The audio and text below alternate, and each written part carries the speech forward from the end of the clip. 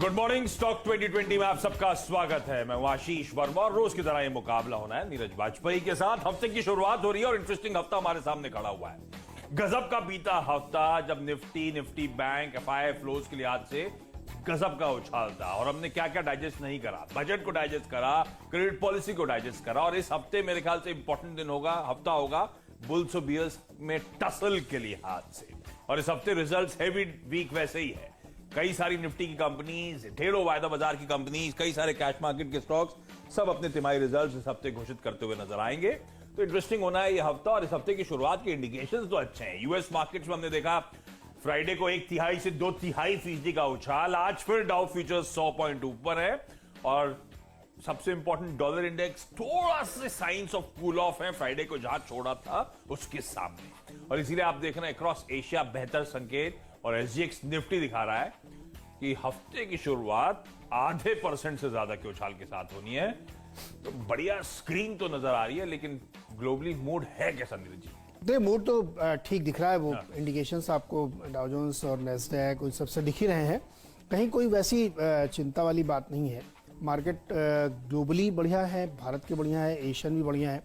Package वैकेज के जो इंतजार चल रहा था वो जैसे इंटरनल पॉलिटिक्स होती है, फोकस भी नहीं कर रहा बाजार उस पर। बाजार उसको देखो बहुत चिंता उसको है नहीं। अब ये लिक्विडिटी जो है इतनी सिस्टम में है काफी, उसको सस्टेन कर रहे हैं। वहाँ की इंटरनल पॉलिटिक्स है, वो बयान देते हैं फिर वो करते हैं, वो आपस में हो, लेकिन धीरे धीरे करके हो ही जाएगा।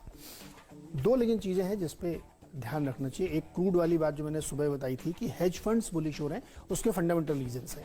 मैं बहुत शुरू से कह रहा था कि यूएस में प्रोडक्शन कम हुआ है, वो एक्सट्रीम वन लाइन जो कनाडा से आती लाइन रोक दी गई, ओपेक के और ओपेक प्लस देशों ने प्रोडक्शन कटौती कर रखी है और पैंडेमिक की वजह से रिकवरी से डिमांड भी बढ़ती है। ये सारे रीजंस क्रूड को बढ़ाने की तरफ लेके जा रहे हैं। तो एक ये आपके दिमाग में रहना चाहिए कि क्रूड $60 पे पहुंच चुका है। अभी थोड़ी देर पहले 5 सेंट कम था, अब शायद कल पहुंच भी गया होगा। तो ये एक हो सकता है कि भारी पड़े।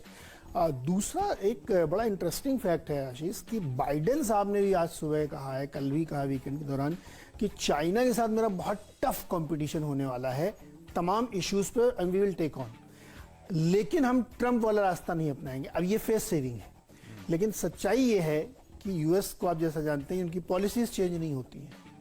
पहला तो कंटिन्यूटी होने वाली है। एग्जैक्टली पहला ऑर्डर जो बाइडेन ने दिया है कि जितनी टेक्नोलॉजीज कंपनीज चाइना की यूएस में काम करी उस सबको रिव्यू करिए। आप बात समझ रहे हैं ना? तो ट्रंप साहब ऐसा नहीं कोई अनोखी चीज कर रहे थे तो लोग बड़े कह दिए क्या कर रहे हैं। बाइडेन भी वही करने वाले हैं, खाली शब्द बदल जाते हैं, तरीका बदल जाता है। सॉफ्टवेयर नोट पे कर रहा हूं करेंगे वही। तो एक वो ध्यान रखना चाहिए कि उसमें क्या दिक्कत होती है, क्योंकि जो फेज 1 का ट्रेड डील हुई थी यूएस के साथ कि $36 बिलियन का इंपोर्ट करेगा चाइना, उसने सिर्फ 28 का किया है। तो ये सारे फैक्टर्स हैं जो आगे जाके कहीं क्या रुख लेते हैं हमें पता नहीं, लेकिन फिलहाल तो चलती का नाम गाड़ी है, जबरदस्त तेजी चल रही है तो चल रही है। ये कच्चा तेल $60, ये जब नीचे था तो हम लोग बड़े रिजर्व बनाने वाले थे। रिजर्व बनाए इंडिया ने अपने रिजर्व बनाने का? हाँ, हमने कैबिनेट भरा है क्या तेल खूब सारा? क्या अभी तैयारी चल रही है? अभी कुछ जगहों पे भर गया है, कुछ जगहों पे चल रही, क्योंकि हमने एक्सपेंड किया था। ठीक है, 10 के 10 बल्लेबाज मेरे भी हैं। मैं शुरू कर रहा हूं तो आज शुरुआत कर रहा हूं मैं एक ही कड़ी के कई सारे स्टॉक्स के साथ। तो एक साथ आपको बताता हूं। सबसे पहला स्टॉक है टेक्समैको इंफ्रास्ट्रक्चर एंड होल्डिंग, जिसे टेक्समैको इंफ्रा कहते हैं। प्रमोटर्स का है 64.89% स्टेक, यानी कि 65% हिस्सा। और प्रमोटर्स पब्लिक से जाके और फर्दर शेयर्स एक्वायर करना चाहते हैं। दरअसल मंशा है वॉलंटरली टेक्समैको इंफ्रा को डीलिस्ट करने की। तो दोनों एक्सचेंजेस जहां पे लिस्टेड है बीएसई एनएसई, ये कंपनी डीलिस्ट करने की तैयारी कर रही है। प्रमोटर्स ने बोर्ड को इन्फॉर्म करा है उनका इंटेंशन, और बोर्ड मीट है 10 फरवरी को। 10 फरवरी मतलब परसों, वेडनेसडे हो गया। वेडनेसडे को इस हफ्ते बोर्ड मीट होनी है इसी डीलिस्टिंग को लेकर। तो ये स्टॉक तो आज रडार पे रहेगा। हाँ, एक बात ध्यान रखिएगा, दिसंबर में ये स्टॉक था 35-38 रुपए के आसपास, 21 दिसंबर, और ये स्टॉक डबल होके मूव कर चुका ऑलरेडी। पर खैर वैल्यू बहुत है इन कंपनीज में एडवेंस ग्रुप की, इसीलिए मैंने कई बार हाईलाइट भी करा है। टेक्समैको इंफ्रा को रडार पे रखिएगा। कंजर्वेटिव टारगेट है मेरे ख्याल से, ये अपर सर्किट वाला टारगेट नहीं है, लेकिन मुझे लगता है अच्छे गेन्स आए हैं तो फिर ट्रेलिंग स्टॉप लॉस के साथ अप्रोच करिएगा। सिर्फ इसीलिए तो मैं 20% सर्किट की बात कर देता। मैंने जब पिछला चार्ट देखा तो मैं थोड़ा सा वैरी था, इसलिए मैंने 10% के ऊपर की बात करी। उसके बाद मैं ट्रेल करूंगा स्टॉप लॉस को, ज्यादा बेहतर रणनीति होगी। और अब एडवेंस ग्रुप की बाकी कंपनीज, क्योंकि कई बार मैं हाईलाइट कर चुका हूं कि बहुत वैल्यू है इन कंपनीज पर, और ये सच भी कि एडवेंस ग्रुप की बाकी कंपनीज इस बाजार की रैली में पार्टिसिपेट नहीं कर रही। शायद इसी रीजन से प्रमोटर्स ने वॉलंटरी डिलिस्टिंग की बात करी, और वो उसका रब ऑफ अब आपको सबको वैल्यू नजर आएगी बाकी कंपनीज में। दूसरी कंपनी है टेक्समैको रेल, या कई लोग इसे टेक्स रेल के नाम से जानते हैं। साल के हाईज 39 के और वहां से 10 रुपए नीचे 29 पे ये स्टॉक चल रहा है इस समय। और साल के हाईज भूलिए, ये पहले 150 रुपए प्लस पे कंपनी कामकाज करने वाली आज 30 रुपए के नीचे आपको मिलती हुई नजर आएगी। और ये दरअसल फ्लैगशिप कंपनी ऐसी एडवेंस ग्रुप की, एडवेंस ग्रुप मतलब ये के बिरला ग्रुप की कंपनियां हुआ करती थी, फिर 3 में बटी, जिसमें से सरोज कुमार पोद्दार साहब के पास ये सारी कंपनियां आई जिसे एडवेंस ग्रुप कहा जाता है। अब के बिरला ग्रुप खत्म हो चुका है, सिर्फ चंबल के नाम से चलता है वो, बाकी सारे अलग हो चुके थे। ये एडवेंस ग्रुप में जो सरोज कुमार पोद्दार की कंपनीज हैं उनकी फ्लैगशिप एंटिटी है। 5 मैन्युफैक्चरिंग यूनिट्स हैं कोलकाता के आउटस्कर्ट्स में। 170 एकड़ पे ये सारे आपको यूनिट्स नजर आएंगे इस कंपनी के। इस देश की सबसे बड़ी वेगन मैन्युफैक्चरर है, 10,000 वेगन्स की एनुअल कैपेसिटी है। और ये कंपनी की consolidated order book 3900 crore rupees पे थी जब मैंने लास्ट इसको चैनल पे हाईलाइट कर रहा था, तब के आंकड़े हैं। डेट इक्विटी रेशियो महज 0.7 टाइम्स का, सब बढ़िया था। इस देश में हर 4 वेगन में से 1 वेगन जो है ना टेक्समैको रेल वर्क्स के शेड से निकलती है। इस तरह की पकड़ है इसकी। इसको अड़ा पर रखना है 33 के टारगेट। ये सारे मैं बहुत एग्रेसिव टारगेट नहीं दे रहा हूं, मैं सब पे ट्रेल करना चाहूंगा। जुआरी ग्लोबल अगली कंपनी पर मैं कल देख रहा था, ये टी ग्रुप में चली गई। ये 5% अपर सर्किट वाला कैंडिडेट है, लेकिन शायद सर्किट टू सर्किट मूव करेगा, इसीलिए मैं स्टॉक को मेंशन कर रहा हूं। साल के हाईज 123 के, पहले इसने 250-300 के स्तर देखे हुए, और आज ये 90 रुपए के नीचे आपको ट्रेड करता हुआ नजर आएगा। जब मैंने हाईलाइट करा था तब ये वाकई वैल्यू इन स्टॉक्स में है, बाजार ने वैल्यू नहीं दी, इसीलिए शायद वॉलंटरी डीलिस्टिंग की बात सामने आई। बुक वैल्यू स्टॉक की 500 रुपए, और ये स्टॉक कहां खड़ा है देखिए। ये कंपनी पहले जुआरी इंडस्ट्रीज के नाम से जानी जाती थी, अब जुआरी ग्लोबल हो गई है। इस ग्रुप के सरोज कुमार पोद्दार के ग्रुप की सारी कंपनीज की क्रॉस होल्डिंग कंपनी के तौर पे भी, और खुद का गजब का धंधा है, जिसमें सबसे इंपॉर्टेंट रियल एस्टेट का है। मैसूर में मैसिव इंटीग्रेटेड टाउनशिप, दुबई में गजब का लग्जरी रेजिडेंशियल टावर बना रही है। प्रोजेक्ट्स हैं इसके गोवा में, जिसमें रेजिडेंशियल हाउसिंग, मॉल्स, दिल्ली में प्रोजेक्ट्स हैं जो तैयारी कर रही है कंपनी, जिसकी गजब का धंधा है। बुक वैल्यू तगड़ी है, मुझे लगता है स्टॉक को डाप रखिएगा। कई लोग पूछते रहते हैं परफॉर्म क्यों नहीं कर रहा, मुझे लगता है बहुत बड़ा ट्रिगर मिला है इस पूरे ग्रुप को, शायद ये कंपनी अब गजब का परफॉर्मेंस दिखाए। जुआरी एग्रो अगली कंपनी है, चौथा स्टॉक है। नीरज जी चौथे पे आ गया, मैं 5 पे तो खत्म कर रहा हूं। जुआरी एग्रो अगली कंपनी है, लॉस मेकिंग है और शायद इसीलिए पिटा हुआ स्टॉक है। FY20 की लेकिन ध्यान रखिएगा टॉप लाइन थी 5,100 करोड़ रुपए, और इस समय इस कंपनी का मार्केट कैप है 400 करोड़ रुपए, 420 या 430 करोड़ रुपए, इस तरह का हाल है। अगली कंपनी जो है इस ग्रुप की वो है मैंगलोर केमिकल्स एंड फर्टिलाइजर्स। इसके लिए सबसे बड़ा किकर और ट्रिगर बना वो 450 किलोमीटर की कुछ दिन पहले मोदी जी ने जो पाइपलाइन इनॉग्रेट करी थी, वो नेचुरल गैस पाइपलाइन, मेरे ख्याल से वो कोच्चि मंगलुरु, इसी कंपनी के लिए वो एंड होती थी, मैंगलोर केमिकल्स फर्टिलाइजर, जिसके बाद बाजार इस स्टॉक को लेकर बुलिश भी हुआ था। चीजें बदल रही हैं, 65 तक के लेवल्स के लिए यहां पे अप्रोच करने के मौके। ये सारी वो 5 स्टॉक्स टेक्समैको इंफ्रा की खबर के चलते सरोज कुमार पोद्दार ग्रुप की कंपनीज हैं, जिनमें कई लोग मानते हैं काफी वैल्यू है, शायद एक ट्रिगर बन जाए। हमारे लिए आज के ट्रेडिंग बेट्स हैं, ट्रेल करिएगा स्टॉप लॉस अगर गेन्स बढ़िया वाकई दिन के दौरान मिलते हैं। बढ़िया, तो अब नज़र लोगों की पड़ेगी, और वाकई मतलब सेल्स टू मार्केट कैप तो गजब का डिफरेंस है।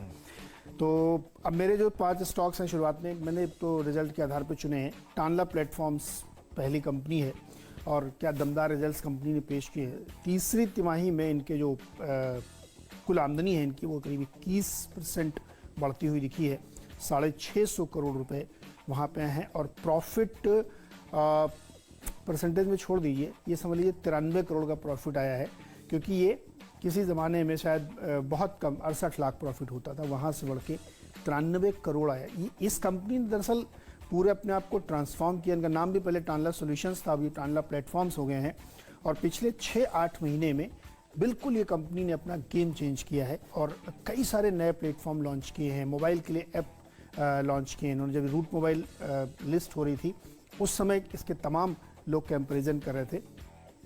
एबिटा में आप देखिए 99% की साल दर साल इसमें ग्रोथ देखने को मिली है और ये इस तरीके का परफॉर्मेंस यहाँ पे दिख रहा है कि जो बहुत ही सिग्निफिकेंट हमें लगता है कि चेंज यहाँ पे करेगा। कंपनी के पास 450 करोड़ रुपए के कैश भी पड़ा हुआ है, तो अच्छी कंपनी है, नतीजे बहुत दमदार है। जेके सीमेंट अगली कंपनी, बहुत ही बढ़िया नतीजे, 74% प्रॉफिट यहाँ पे बढ़ के आया है और जो रेवेन्यूज़ में है उसमें करीब 25% की ग्रोथ देखने को मिली है।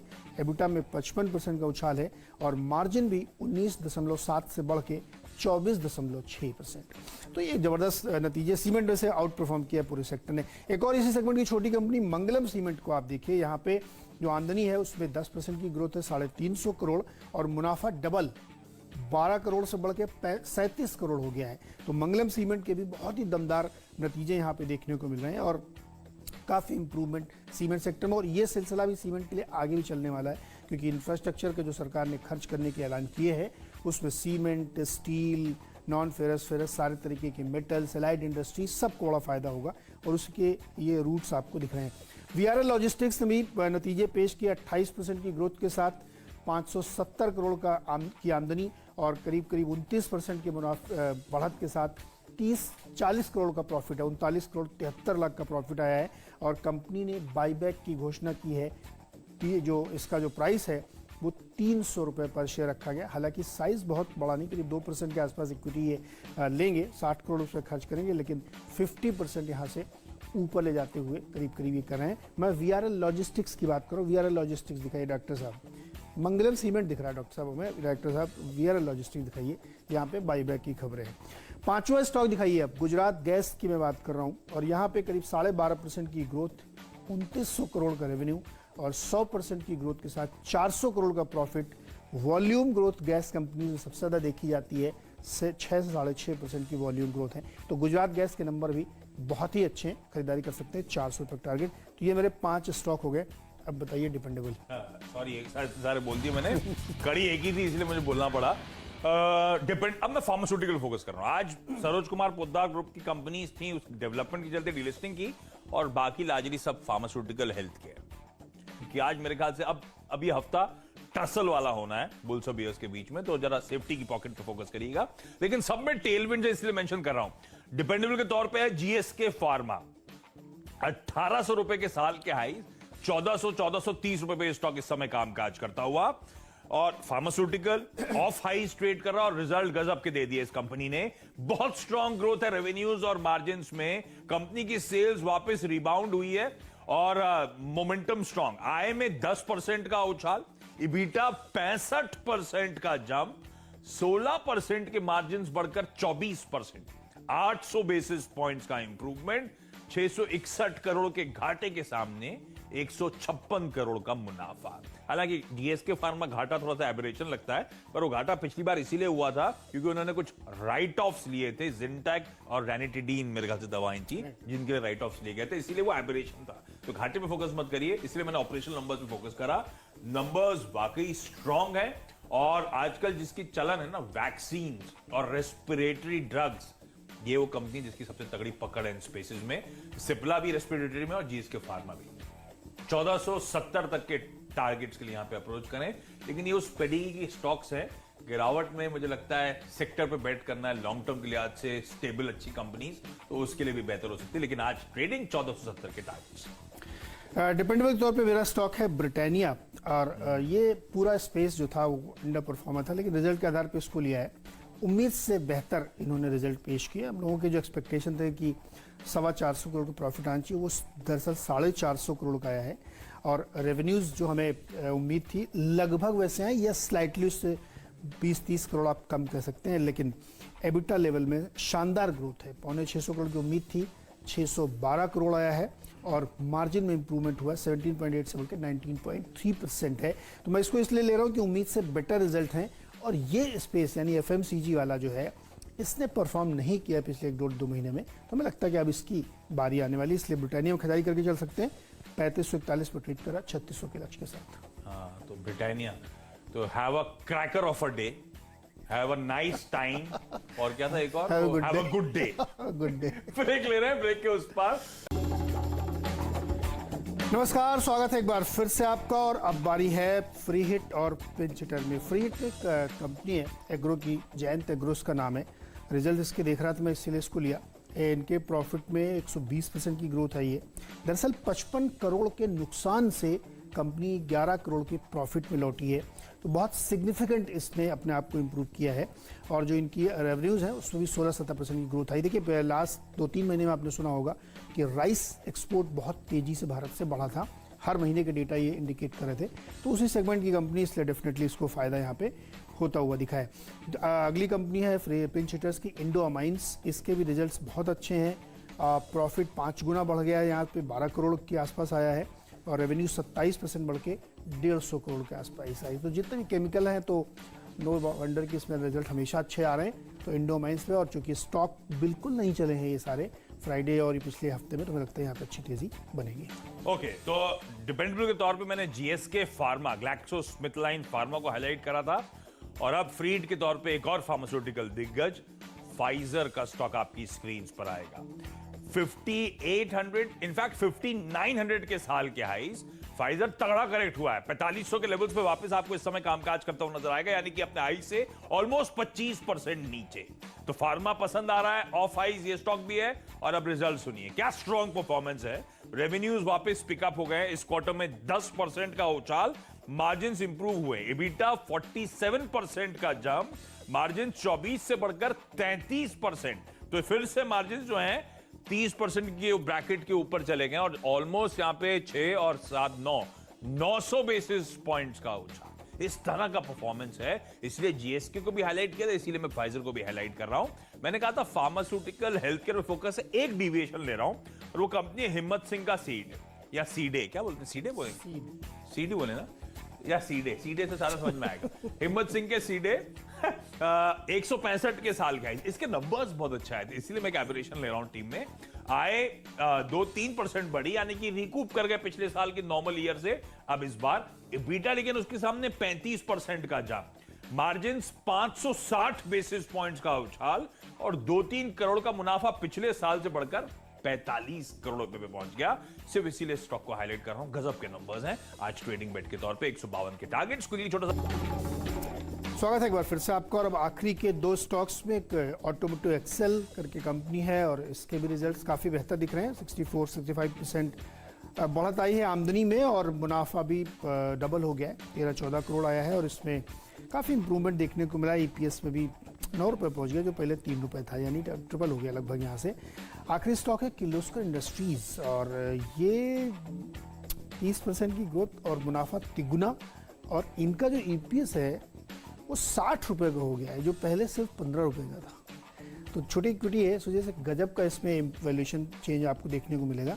इस स्टॉक पे उड़ा रखिए 1000 रुपये के आसपास के लक्ष्य। तो फार्मा और हेल्थ केयर की बात करती, फार्मा तो हो गया जीएसके फार्मा और फाइजर, अब हेल्थ केयर पे फोकस। पहली कंपनी है फोर्टिस हेल्थ केयर। गजब की रिकवरी क्यू ऑन क्यू, इसके ऑपरेशंस नॉर्मलाइज होते हुए, मार्जिन साल दर साल क्यू ऑन क्यू इंप्रूव हो रहा है। डायग्नोस्टिक कारोबार ने हाईएस्ट एवर रेवेन्यू और एबिटा क्लॉक कर रहा है। डेट इक्विटी महज 0.15 टाइम्स पे खड़ी हुई है, और नंबर्स देखिए, एबिटा 21% बढ़ा, मार्जिन 13 से बढ़कर 16%, 70 करोड़ के घाटे के सामने ऑलमोस्ट 60 करोड़ का मुनाफा क्लॉक कर दिया है। इस तरह की परफॉर्मेंस, इसलिए फोर्टिस हेल्थ केयर को डाय पर रखिएगा। और फोर्टिस हेल्थ केयर का ग्रब ऑफ फोर्टिस मलार को स्क्रीन पर लेकर आएगी, जहां पे फोर्टिस हॉस्पिटल जो है 62-63% स्टेक ओन करता है, पेरेंट्स हैं इस कंपनी के। और ये स्टॉक भी अच्छी तेजी के बाद बढ़िया लंबा कंसोलिडेशन बैंड में दिखेगा आपको, और शायद फोर्टिस के रिजल्ट्स का रब ऑफ होगा 56 तक के टारगेट्स के लिए यहां पे अप्रोच करने के मौके। 10 की टीम आपकी स्क्रीन पर जी, 10 के 10 बल्लेबाज, क्या पसंद आ रहा है? फार्मा और फाइजर बहुत बढ़िया कंपनी है, और इनकी वैक्सीन हालांकि भारत में इन्होंने वापस ले लिया अपना, लेकिन अदरवाइज ग्लोबली इनको जो है बहुत अच्छा रिस्पॉन्स मिल रहा है। वो चलिए अपन टाइम निकाल देंगे, नहीं तो वो कुछ एलर्जिक रिएक्शन वगैरह हो गए थे। हाँ, वो उन्होंने रिकवर किए हैं। हालांकि एक और बड़ा चैलेंज ये निकल के आ रहा, जो अफ्रीका में जो नया वेरिएंट आया है ना, वो उसका एक छोटा टेस्ट किया था जिसमें एस्ट्राजेनेका फेल हो गई है। अच्छी बात तो है। एनीवे फाइजर में रखी नजर, क्योंकि इनकी जो वैक्सीनेशन की दूसरी और दवाएं हैं फ्लू में जो डेवलप कर रहे हैं वो काफ़ी बेनिफिशियल में लगता है रिजल्ट के आधार पे, और बाकी जो डेवलपमेंट्स है ये स्टॉक रखना चाहिए। मेरी टीम देख के बताइए क्या पसंद है। कई सारे स्टॉक्स, लेकिन क्योंकि मैं कह रहा हूं ये हफ्ता थोड़ा सा टसल वाला हो सकता है बुल्स और बेयर्स के बीच का, मुझे लगता है ब्रिटानिया जैसे स्टॉक्स बढ़िया पेडिग्री, कहीं भी कंसोलिडेशन नजर आए, कहीं भी वीकनेस नजर आए, इस स्टॉक पे तो एंट्री पाने के मौके ढूंढने, इसलिए कैप्टन चॉइस का दर्जा। और चलिए अब क्विकली 10 की टीम स्क्रीन पर आएगी।